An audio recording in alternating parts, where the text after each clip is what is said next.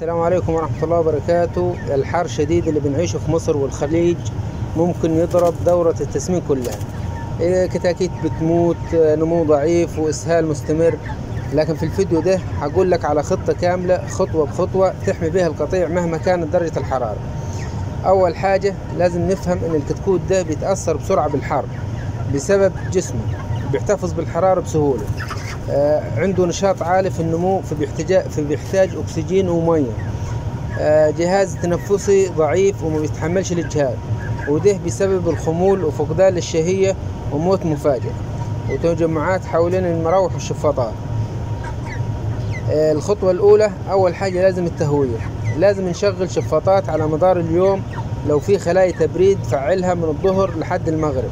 ما تخليش في تجمعات، ما تخليش في تجمع كتاكيت في الزوايا. شغل الشفاطات له طريقة وله أوقات لازم تشغلها وتفصلها عشان خاطر ما تجهدش الفرخة وعلشان ما تعملش لها أي مشاكل. طبعا لو أنت عاوز تعرف الخطوات دي ممكن تكتب لي في التعليقات وأنا أعمل لك فيديو على الموضوع ده عشان ما نطولش عليكم في الفيديو ده. الخطوة الثانية المية والعلاجات. أهم حاجة في المية والعلاجات اللي بتحطها في وقت الحر، قدم مية باردة على الأقل في درجة حرارة الغرفة. حط في المية فيتامين سي مع الكترولايت لمدة 3 أيام. ممكن تضيف يعني بدل الفيتامين سي مع الكترولايت ممكن تضيف ملح وجلوكوز اللي هو السكر، أو ملح مع علاج الجفاف. دي طبعا الطريقة بسيطة جدا وبتكلفش وأي حد يقدر يعملها في البيت. بس لو انت عايز تعرف الطريق بالظبط والمقادير علشان خاطر ما تاذيش فرختك برضه اكتب لي في التعليقات وانا اعمل لك فيديو مخصوص على الموضوع ده، ومش هعمله كتير يعني هعمله شور بالظبط ثواني هيكون معمول عندك. الخطوه الثالثه هنقلل كميه العلف في اوقات الذروه اللي هو الظهر والعصر.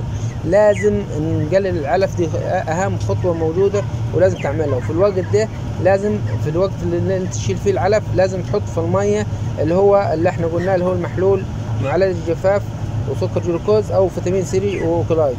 لازم الخطوه دي لازم جدا علشان خاطر الفرخه انت في الوقت ده ما بتاكلش، فانت بتعوضها بالفيتامينات والحاجات اللي هي بتنقص منها يعني. احنا قلنا نقلل العلف في اوقات الذروه اللي هي من الظهر للعصر.